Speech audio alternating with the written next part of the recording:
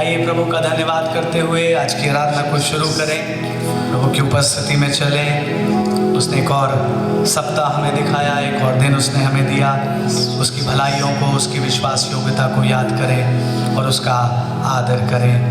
प्रभु हम आपको धन्यवाद देते हैं आज इस पवित्र दिन के लिए।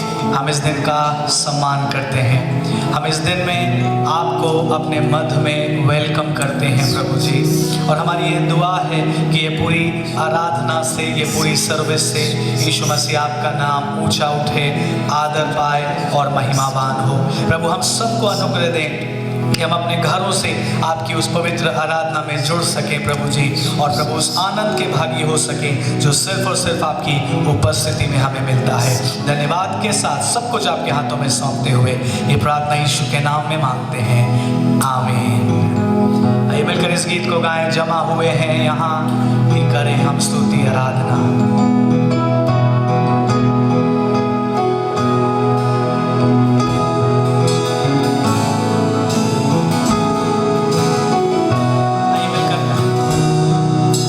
जमा हुए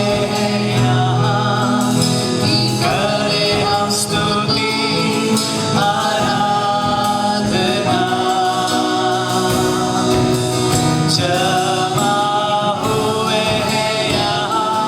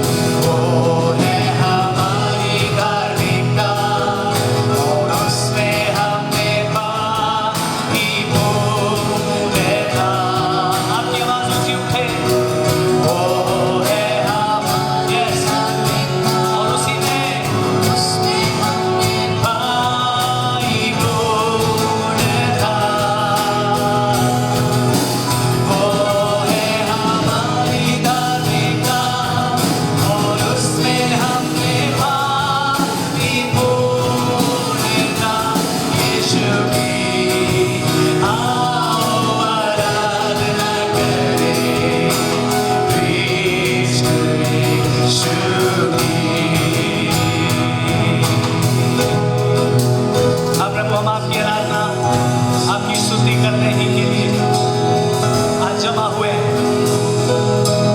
हम आपका धन्यवाद करते हैं।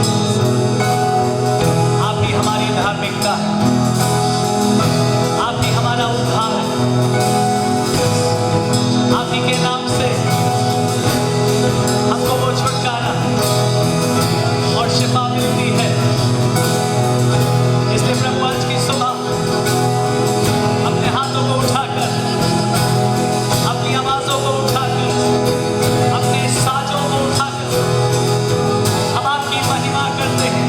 We bless you, Jesus. We worship you. Go ahead, church. Bless him. He deserves it. We worship you, Jesus. We worship you, Lord. We worship you, Lord. We worship you. Hallelujah, hallelujah, hallelujah, hallelujah.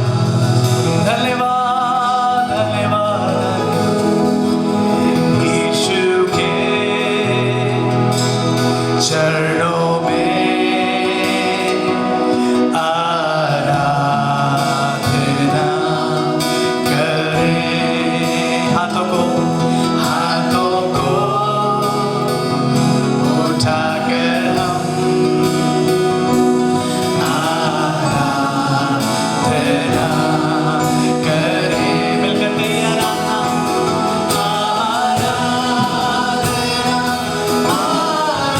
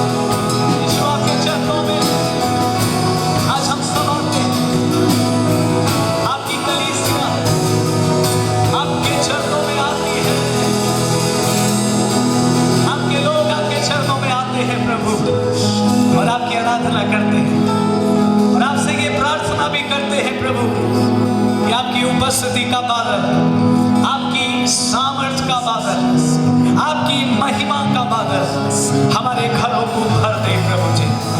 As we lift up your name, Jesus, may your presence fill our hearts, may your presence fill our homes, may your presence fill our church, oh Lord। तेरी महिमा का बादल घेरे इस जगह को। आइए मिलकर कहें प्रार्थना के रूप में, तेरी महिमा का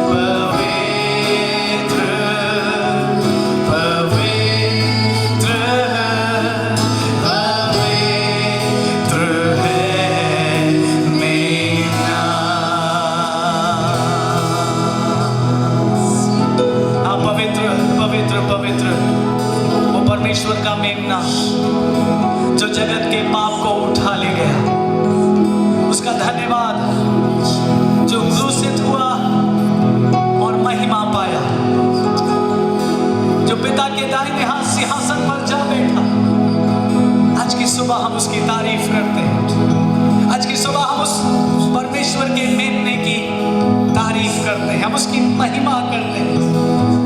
We exalt the name of Jesus. We exalt the name of Jesus. We say worthy is the name of Jesus. योग्य है यीशु का नाम, योग्य है यीशु का नाम। आइए हम सबकी आवाजें उठें, एक बार फिर से कहें, महिमा महिमा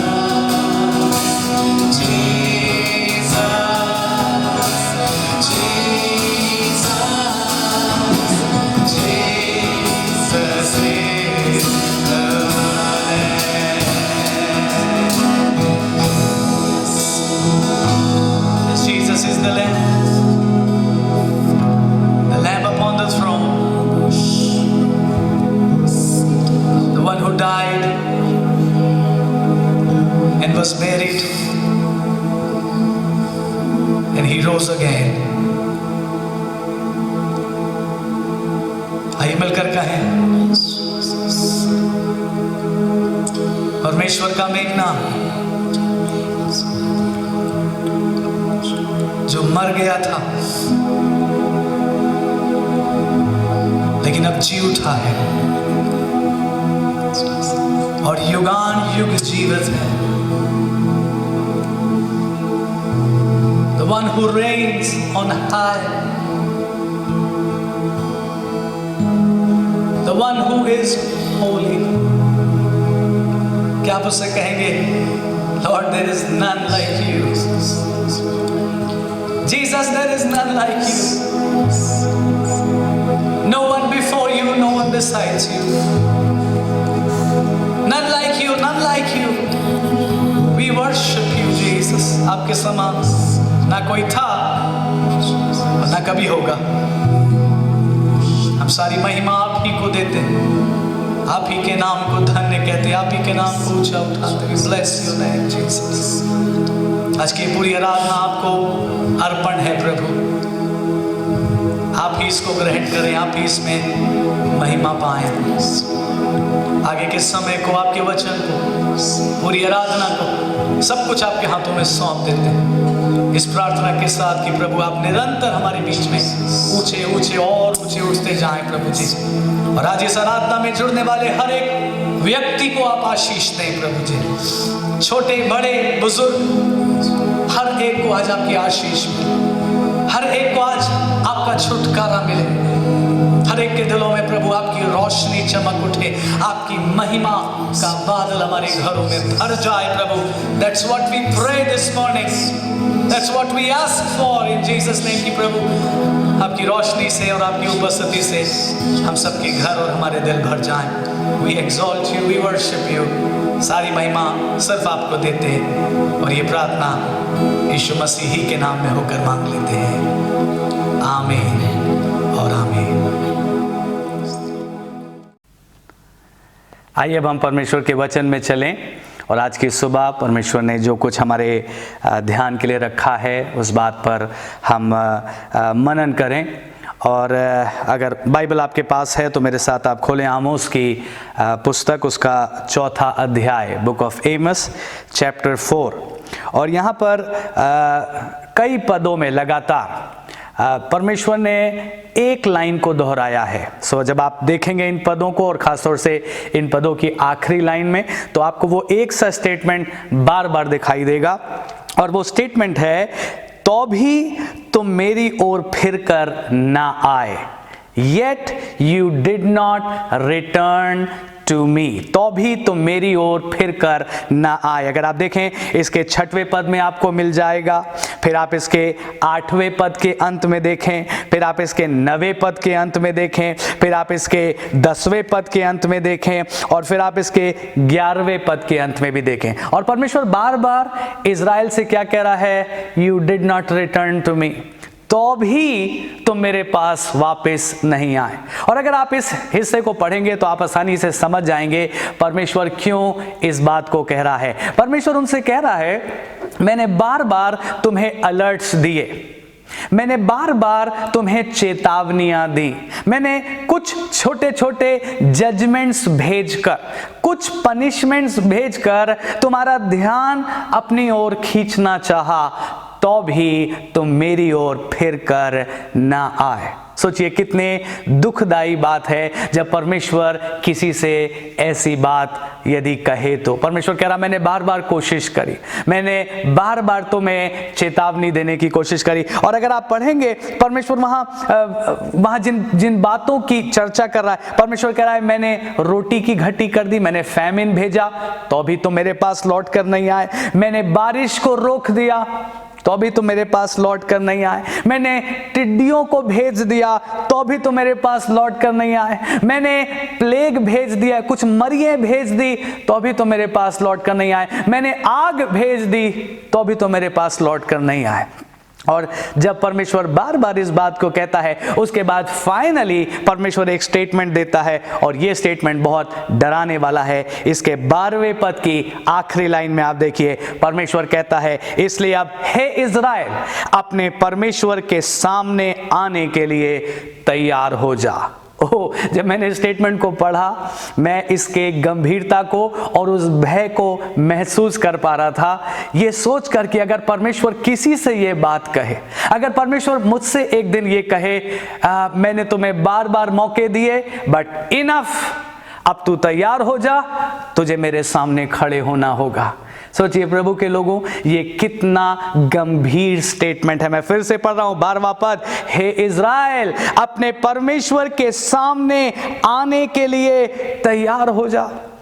ओह, just the thought of it कि एक दिन कलीसिया को, बल्कि सारे संसार को परमेश्वर के सामने खड़ा होना है।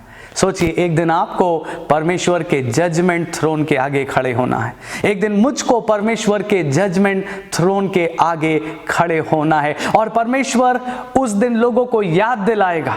परमेश्वर कहेगा, देखो उस दिन मैंने तुम्हें मौका दिया था, देखो उस दिन मैंने तुम्हें अलर्ट दिया था, उस दिन मैंने तुम्हें चेतावनी दी थी, और मैं चाह रहा था कि तुम फिर कर मेरे पास लौट आओ, but you did not come to me, तुम मेरे पास लौट कर नहीं आए। प्रभु के लोगों, जिन परिस्थितियों में मैं और आप गुजर रहे हैं, बल्कि पूरा संसार गुजर रहा है, मैं ऐसा मानता हूं परमेश्वर इन समयों में, इन परिस्थितियों के बीच में मुझे और आपको चेतावनियां दे रहा है। परमेश्वर इन परिस्थितियों के बीच में मेरा और आपका ध्यान अपनी ओर खींचना चाहता है, और परमेश्वर चाहता है कि मैं और आप फिर कर परमेश्वर के पास आ जाएं। और यदि हम आ जाएंगे तो हम विश्राम पाएंगे, यदि हम आ जाएंगे तो हम उद्धार पाएंगे। लेकिन अगर कोई परमेश्वर के इन चेतावनियों को निग्लेक्ट करता रहे, परमेश्वर की इन बातों को सुनने के बाद भी दीन और नम्र ना हो, जैसे इज़राइल के देश ने उन दिनों में किया, तो परमेश्वर फाइनली क्या कहता है? कहता है, ओके, अब तू तैयार हो जा, तुझे एक दिन मेरे सामने खड़ा होना होगा। प्रभु के लोगों, सोचिए परमेश्वर का वो दिन कैसा दिन होगा जिस दिन हर पीढ़ी के लोग, हर युग के लोग परमेश्वर के न्याय आसन के सामने होंगे। और बाइबल कहती है फिर पुस्तकें खोली जाएंगी, बुक्स विल ओपन। और इसलिए मुझे और आपको उस विचार को गंभीरता से लेना है। हमें एक दिन परमेश्वर के उस दिन का सामना करना है। परमेश्वर का वो दिन कैसा होगा, मैं बहुत कुछ तो आपको नहीं पढ़ाऊंगा, लेकिन अगर कुछ एक पदों पर मेरे साथ ध्यान ले जाइए। डैनियल उसका 12वां अध्याय देखिए, परमेश्वर के उस दिन के विषय में उसका दूसरा पद, डैनियल 12:2 लिखा है, जो भूमि के नीचे सोए रहेंगे उनमें से बहुत से लोग जाग उठेंगे, कितने तो सदा के जीवन के लिए और कितने अपनी नामधराई और सदा तक अत्यंत घिनौने ठहरने के लिए। हर कोई परमेश्वर के सामने उपस्थित होगा और कितने तो परमेश्वर से महिमा पाएंगे, परमेश्वर के उद्धार में, परमेश्वर के किंगडम में प्रवेश कर जाएंगे। लेकिन लिखा है कई ऐसे होंगे जो अत्यंत घिनौने ठहरेंगे, क्योंकि उन्होंने अपने पापों से मन नहीं फिराया। उनके काम उनके साथ हो लेंगे, बाइबल कहती। और जिनके काम बुरे हैं, जो पापों में अपना जीवन बिता रहे हैं, उनके पाप उनके साथ हो लेंगे। जो धार्मिकता में जीवन बिता रहे हैं, उनकी धार्मिकता उनके साथ हो लेगी। सो प्रभु के लोगों, उस दिन का सामना हर एक को करना है, आपको भी और मुझे भी। भजन 50 अध्याय, Psalms 50 और उसके पहले 4 पदों को हम पढ़ेंगे। भजन 50 और उसके पहले 4 पद लिखा है, सर्वशक्तिमान परमेश्वर यहोवा ने कहा है और उदयाचल से लेकर अस्ताचल तक पृथ्वी के लोगों को बुलाया है। आप इन शब्दों पर गौर करिए। गॉड हैज कॉल्ड एवरीबॉडी, उदयाचल से अस्ताचल तक परमेश्वर ने किसी को नहीं छोड़ा, हर एक को बुलाया है। तीसरा पद देखिए, दूसरा पद भी देख ले, सियोन से जो परम सुंदर है परमेश्वर ने अपना तेज दिखाया है। हमारा परमेश्वर आएगा और चुपचाप न रहेगा। आग उसके आगे आगे भस्म करती जाएगी और उसके चारों ओर बड़ी आंधी चलेगी। वो अपनी प्रजा का न्याय करने के लिए ऊपर के आकाश को और पृथ्वी को भी पुकारेगा। परमेश्वर उदयाचल से अस्ताचल तक हर मनुष्य को बुलाएगा और परमेश्वर का तेज, परमेश्वर की सामर्थ्य दिखाई देगी और फिर परमेश्वर हर एक का न्याय करेगा। प्रकाशित वाक्य 6 अध्याय और उसके कुछ पदों को हम पढ़ेंगे। बुक ऑफ रेवलेशन चैप्टर 6 देखिए परमेश्वर का वो दिन कैसा होगा। उसके 12वें पद से हम पढ़ेंगे। और जब उसने 6वीं मोहर खोली तो मैंने देखा एक बड़ा भूकंप हुआ। सूरज कंबल के समान काला और पूरा चंद्रमा लहू के समान हो गया। आकाश के तारे पृथ्वी पर ऐसे गिर पड़े जैसे आंधी से हिलकर अंजीर के पेड़ में से कच्चे फल झड़ते हैं। आकाश ऐसा सरक गया जैसा पत्र लपेटने से सरक जाता है और हर एक पहाड़ और टापू अपने अपने स्थान से टल गया।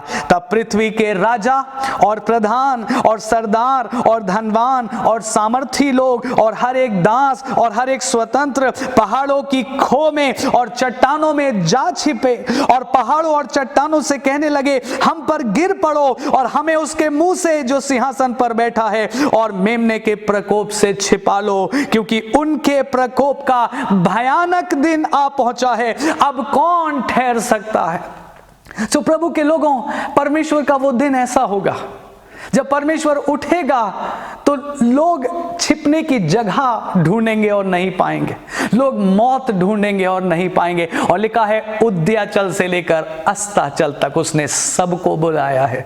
उसने आपको भी बुलाया है, उसने आपके परिवार को बुलाया है, उसने मुझको और मेरे परिवार को बुलाया है, उसने अपनी कलीसियाओं को बुलाया है। और सोचिए जब वो न्याय करेगा तो उसके स्टैंडर्ड्स एक से होंगे। हम पढ़ते ना, परमेश्वर कभी ना बदलने वाला परमेश्वर है। परमेश्वर पक्षपात नहीं करता है। परमेश्वर के स्टैंडर्ड्स एक से होंगे लोगों का न्याय करने के लिए। और इसलिए मुझे और आपको तैयार होना है। फिर से आमोस की बात में मैं आपका ध्यान ले जाऊं। परमेश्वर अलर्ट्स भेजता है। कभी फैमिन भेजता है, कभी कोई परेशानी भेजता है, कभी बारिश रोक देता है। और ये सारी चीजें परमेश्वर इसलिए करता है ताकि लोग उसकी ओर फिरें, लोग उसके सामने दीन हो और उससे कहें, प्रभु हमारे पापों को क्षमा कर और हम पर दया कर, हमारे देश पर दया कर। लेकिन बहुत बार लोग उसके बाद भी हठीले बने रहते हैं, बहुत बार लोग उसके बाद भी परमेश्वर की उन चेतावनियों को इग्नोर करते रहते हैं। लेकिन फिर परमेश्वर फाइनली कहता है ठीक है, अब तैयार हो जा, मेरे सामने तुझे खड़े होना होगा। मेरा बहुत साधारण सा सवाल है अपने आप से और आपसे, क्या मैं और आप उस दिन के लिए तैयार हैं? क्या मैं और आप परमेश्वर के सामने खड़े होने के लिए तैयार हैं? मेरे साथ खोलिए पहला थिस्सलुनीकियों उसका 5वां अध्याय, 1 Thessalonians chapter 5। और यहाँ से कुछ पद, एक थोड़ा लंबा हिस्सा हम पढ़ेंगे क्योंकि मुझे लगता है ये हिस्सा बहुत हमारे लिए आशीष का कारण होगा। पहला थिस्सलुनीकियों उसका 5वां अध्याय, और हम 4 पद से लगभग 11 पद तक जाएंगे। और यहाँ पर पौलुस यीशु मसीह के उसी दिन की बात कर रहा है, यीशु मसीह के दूसरे आगमन के दिन की बात कर रहा है। और देखिए क्या कहता है, 4था पद कहता है, पर हे भाइयों, तुम तो अंधकार में नहीं हो कि वो दिन तुम पर चोर के समान आ पड़े। ना थोड़ा रुकते चलें, समझते चलें। एक तरफ परमेश्वर का भयानक दिन आ रहा है, लेकिन पौलुस विश्वासियों को क्या लिख रहा है? कह रहा है लेकिन ये दिन तुम्हारे लिए तो डर का दिन नहीं होना चाहिए, ये दिन तुम्हारे लिए चोर के समान ना आए, मतलब अचानक से ना आए, क्योंकि तुम सब तो ज्योति की संतान और दिन की संतान हो। हम ना रात के हैं और ना अंधकार के हैं, इसलिए हम दूसरों के समान सोते ना रहें, पर जागते और सावधान रहें। ये आत्मिक सोने और आत्मिक जागने की बात है। क्या कह रहा है पौलुस? कह रहा है मैं आशा करता हूं कि तुम आत्मिक रूप से सो नहीं रहे हो, आत्मिक रूप से आलस में नहीं पड़े हो, बल्कि आत्मिक रूप से तुम जगे हुए हो, आत्मिक रूप से तुम तैयार हो, आत्मिक रूप से तुम सचेत हो और उस दिन के आने का इंतजार कर रहे हो। आगे कहता है 7वां पद, क्योंकि जो सोते हैं वे रात ही को सोते हैं और जो मतवाले होते हैं वे रात ही को मतवाले होते हैं, पर हम जो दिन के हैं विश्वास और प्रेम की झिलम पहनकर और उद्धार की आशा का टोप पहनकर सावधान रहें। देखिए फिर से आत्मा के हथियारों की बात हो रही है। मैं और आप कैसे तैयार रहेंगे? इफिसियों 6 में 10 पद से 18 पद तक जो आत्मा के हथियार हमें दिए गए हैं, हम उन्हें पहने रहें, हम उद्धार के टोप को पहने रहें, हम धार्मिकता की झिलम को पहने रहें, हम विश्वास की ढाल को लिए रहें। आमीन। पौलुस कहता है तुम सारे आत्मिक हथियारों को पहनकर तैयार रहो। 9 पद बहुत सुंदर है, क्योंकि परमेश्वर ने हमें क्रोध के लिए नहीं परंतु इसलिए ठहराया कि हम अपने प्रभु यीशु मसीह के द्वारा उद्धार प्राप्त करें। हालेलुया। परमेश्वर ने हमें क्रोध के लिए नहीं ठहराया है। अगर हम तैयार हैं तो हमें उस दिन से डरने की जरूरत नहीं है। 10वां पद, वो हमारे लिए इस कारण मरा कि हम चाहे जागते हो चाहे सोते हो सब मिलकर उसी के साथ जिएं, इसी कारण एक दूसरे को शांति दिया करो। कहता इस कारण एक दूसरे को शांति दिया करो। दिस इज हाउ तुम एक दूसरे को कंफर्ट करो, उनको याद दिलाओ कि हमारा प्रभु जल्द आने वाला है। सो आज हम क्या सीख रहे हैं परमेश्वर के वचन से? हम सीख रहे हैं यीशु मसीह परमेश्वर अपने लोगों को बार बार चेतावनियां देता है और क्या चाहता है कि हम उसके पास लौट आएं और हम तैयार हो जाएं ताकि हमें उस दिन भयभीत होना ना पड़े। और आज थोड़ी सी और देर हम आगे वचन में ये सीखेंगे कि आखिर हम कैसे तैयारी करें।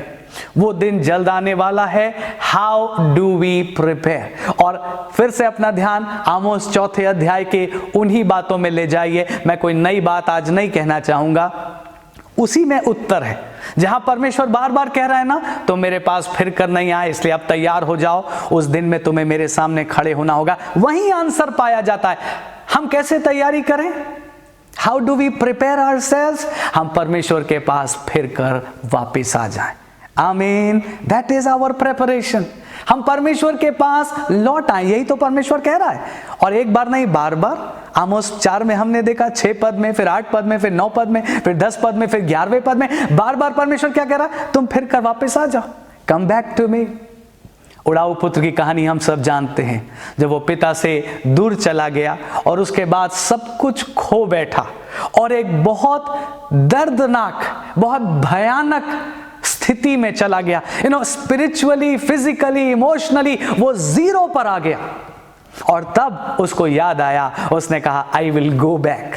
मैं वापस जाऊंगा और अपने परमेश्वर से, अपने पिता से जाकर माफी मांगूंगा। और मुझे और आपको मालूम है, जब वो वापस आया तो उसकी तो सोच ये थी कि मैं नौकर ही बनकर अपने पिता के घर में रहूं तो कम से कम मुझे रोटी मिलती रहेगी। लेकिन पिता ने वापस उसे गले से लगाया, उसे छूमा, उसके वस्त्र बदले, उसके हाथ में अंगूठी पहनाई, उसके पांव में जूतियां पहनाई। आपको मालूम, पांव में जूतियां इसलिए पहनाई क्योंकि पुराने समयों में बिना जूती के केवल दास रहा करते थे।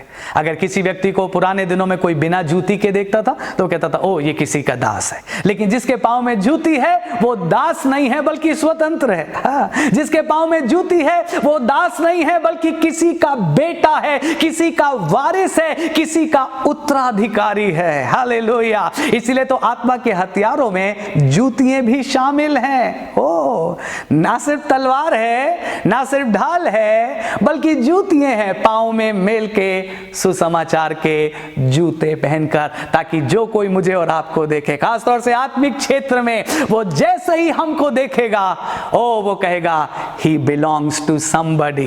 ये किसी का है, ये दास नहीं है, ये गुलामी में नहीं है, ये पाप की गुलामी से छूट गया है, ये परमेश्वर का वारिस और मसीह का संगी वारिस बन गया है। हालेलुया।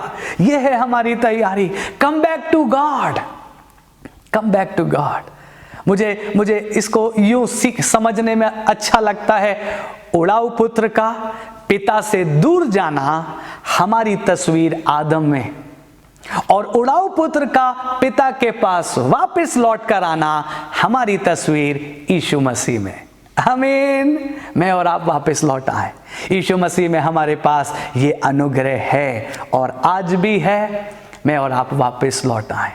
अगर हम घमंड के कारण परमेश्वर से दूर चले गए, अगर हम किसी बुरी आदत की वजह से परमेश्वर से दूर चले गए, come back, return, return, return. एक और चीज जो मैं चाहता हूं आप ध्यान से सुने और अच्छा हो इसको आगे भी याद रखें। पुराने नियम में हिब्रू शब्दों में रिटर्न वर्ड के लिए, वापस लौट आने के लिए जो इब्रानी शब्द है, वही सेम शब्द रिपेंट के लिए भी है। So return means repent। वापस लौट आना मतलब मन फिराना। हम मन फिराकर परमेश्वर के पास वापस आए और हम परमेश्वर से कहे पिता हमें क्षमा कर दीजिए, हमने आपके विरोध में और स्वर्ग के विरोध में पाप किया है। Lord forgive us, Father forgive us. सो उड़ाऊ पुत्र के समान हमें भी वापस लौट कर आना है। ये हमारी तैयारी है। जब मैं और आप लौट आएंगे तब हमें उस दिन से डरने की जरूरत नहीं, क्योंकि डैनियल 12:2 में हमने क्या पढ़ा था? सब लोग जाग उठेंगे, सब लोग जी उठेंगे और उनमें से बहुत से लोग महिमा पाएंगे। मैं विश्वास करता हूं, मैं अपने लिए और आपके लिए भी, कि मैं और आप यदि पश्चाताप में स्थिर बने रहेंगे तो हम उस दिन लज्जित नहीं होंगे, हमारे परिवार उस दिन लज्जित नहीं होंगे, हम उस दिन इटर्नली लॉस्ट नहीं होंगे, बल्कि हम इटर्नली फाउंड होंगे। आमीन।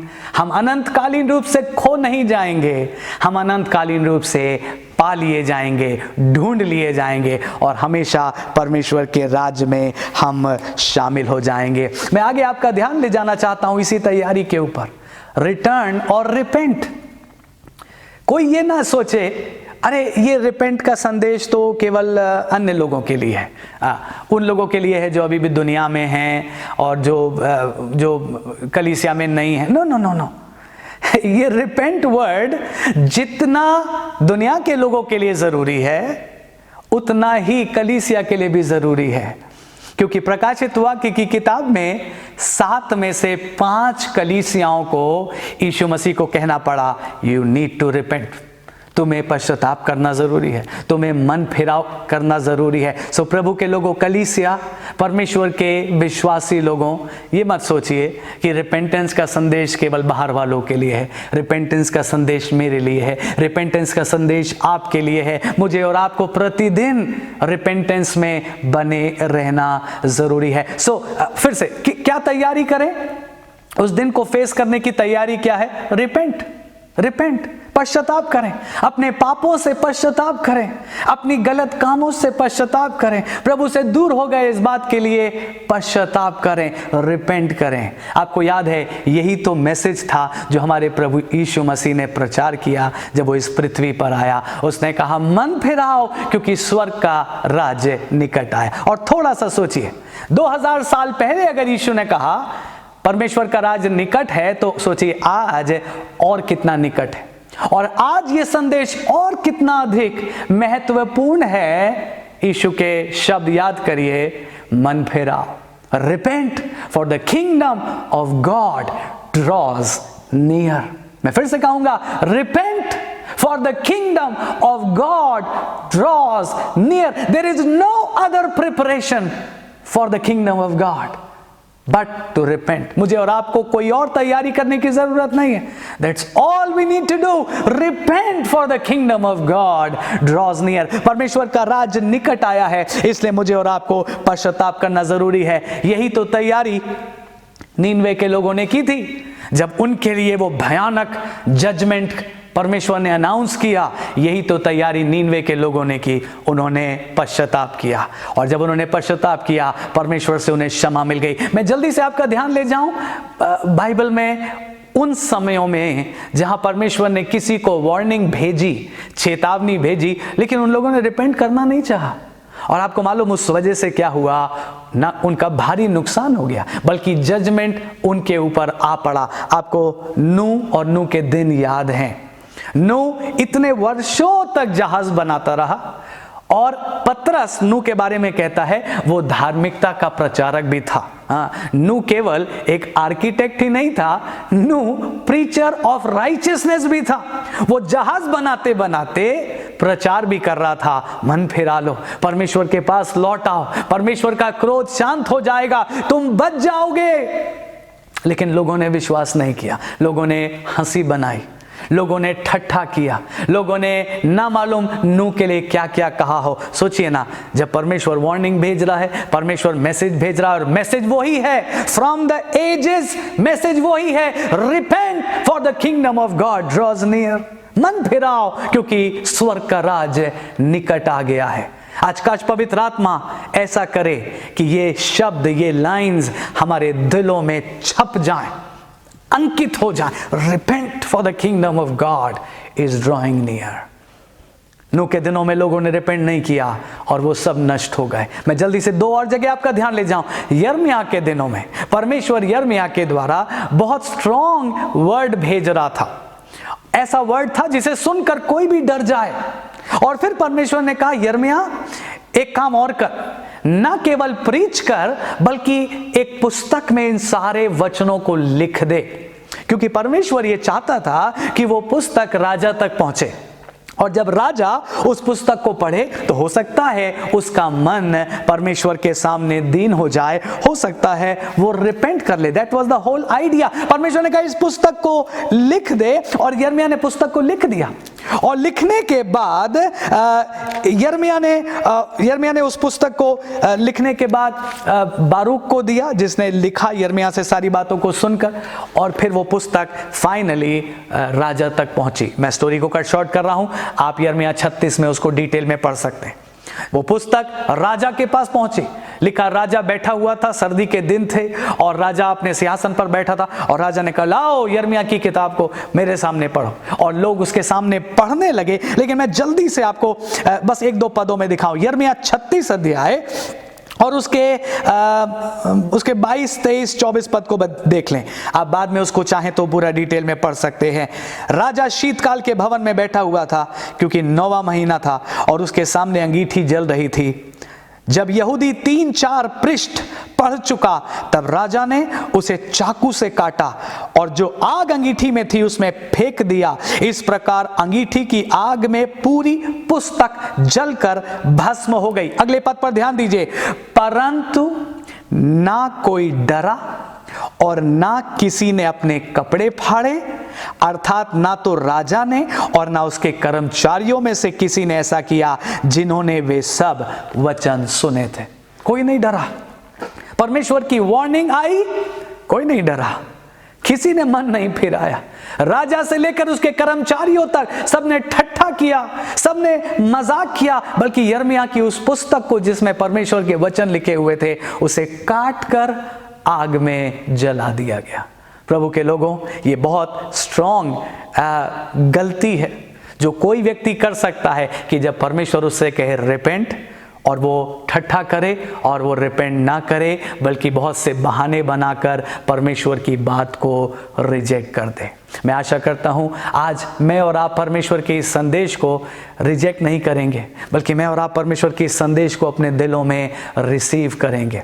हो सकता है हमने पहले भी रिपेंट किया है, प्रेज द लॉर्ड, हमारे पास विश्वास है, हालेलुया, लेकिन फिर भी हमें प्रतिदिन अपने उद्धार के कार्य को पूरा करना है, पौलुस ने कहा। और इसलिए हमें प्रतिदिन बल्कि प्रति घड़ी जब जब होली स्पिरिट याद दिलाए, हमें कहना है लॉर्ड, अनजाने में हो सकता है हमने बहुत से पाप कर दिए हों, अनजाने में हो सकता है हमने प्रभु आपके विरोध में कुछ किया हो, forgive us lord, forgive our sins lord, हमें क्षमा कर दीजिए प्रभु, हमें अपने लहू से धोकर शुद्ध कर दीजिए। एक आखिरी पद को पढ़ाकर फिर हम प्रार्थना में चलेंगे। यशाया उसका 22वां अध्याय, और वहां पर हम एक दो पद को पढ़ेंगे। उसके 12वें पद से 14वें पद तक आप डिटेल में पढ़ सकते हैं। आइज़ाया 22:12 से 14। उस समय सेनाओं के प्रभु यहोवा ने रोने, पीटने और सिर मुड़ाने और टाट पहनने को कहा। परमेश्वर ने वर्ड भेजा यशाया के दिनों में कि देखो, तुम्हें रोना है, तुम्हें पश्चाताप करना है, तुम्हें अपने गुनाहों के लिए तौबा करना है, परंतु क्या देखा, हर्ष और आनंद मनाया जा रहा है। आगे आप पढ़ेंगे, हर्ष मना रहे हैं, पार्टी कर रहे हैं, मील्स कर रहे हैं, भोज कर रहे हैं, और परमेश्वर के सामने दीन नहीं हो रहे हैं। और अगर आप आगे देखेंगे 13वें पद में लिखा, मांस खाया जा रहा है, दाख मधु पिया जा रहा है, और कहते हैं आओ खाएं पिएं क्योंकि कल तो हमें मरना ही है। ओ, ये कैसी सोच है। परमेश्वर कह रहा है मन फिराओ तो तुम बच जाओगे, और लोग क्या कह रहे हैं, अरे नहीं, हमें एंजॉय करना है, कल तो मरना ही है। 14 पद बहुत गंभीर है। सेनाओं के यहोवा ने मेरे कान में कहा और अपने मन की बात प्रकट की, निश्चय तुम लोगों के इस अधर्म का कुछ भी प्रायश्चित तुम्हारी मृत्यु तक ना हो सकेगा। सेनाओं के प्रभु यहोवा का यही कहना है। कितनी गंभीर बात है। परमेश्वर ने अपने मन की बात नबी पर प्रकट की और परमेश्वर ने कहा, यशाया, इन लोगों से मैंने कहा था मन फिराने को, मैंने इनको मौका दिया था, लेकिन इन्होंने उस बात को रिजेक्ट कर दिया। अब इनसे कह दे, इनका वो अवसर छीन लिया गया, इनको अब इनकी मृत्यु तक प्रायश्चित नहीं मिल सकेगा। ये बहुत गंभीर बात है खुदा के लोगों। मुझे और आपको मन फिराना है और प्रतिदिन अपना मन फिराना है ताकि हम तैयार रहें। पौलुस की उस बात को याद रखिए, वो दिन तुम पर अचानक से ना आ जाए, वो दिन तुम पर चोर के समान ना आ जाए। सो यही हमारी तैयारी है। We come back to God, we repent before God, और हम अपने जीवनों को अर्पण कर देते हैं ताकि परमेश्वर का अनुग्रह पाएं, परमेश्वर की रोशनी पाएं, परमेश्वर के प्यार से भर जाएं, और परमेश्वर फिर से हमारे पाँव में जूतियाँ पहना दे, हमारे हाथ में अंगूठी पहना दे, हमारे लिए कहा जाए, ये मेरा पुत्र है जो खो गया था लेकिन अब मिल गया है, ये मर गया था लेकिन अब जी उठा है। सो प्रभु के लोगों, प्रभु आपको शांति दे, ताकत दे, हिम्मत दे। और आज अब हम थोड़ी देर प्रार्थना में चलेंगे और अपने जीवनों को अर्पण करेंगे, इस बात को याद करते हुए वो दिन आ रहा है, उदयाचल से अस्ताचल तक परमेश्वर ने सबको बुलाया है, और उस दिन की तैयारी में आइए हम अपने मनों को फिराएं, रिपेंटेंस में चलें, प्रभु के सामने आंसू बहाएं, तौबा करें, गिड़गिड़ाएं, और आज प्रभु से कहें, Lord forgive my since, Lord मुझे क्षमा कर प्रभु। आइए अपनी आंखें बंद करें, हम लोग प्रार्थना में चलें। यदि ये गीत आपको आता है तो प्रार्थना में आइए हम मिलकर के गाएं और अपना समर्पण प्रभु के सामने करें। इस गीत के शब्द हैं, खुल जाएंगी किताबें जब भी हिसाब होगा, इंसाफ का तराजू यीशु के हाथ में होगा।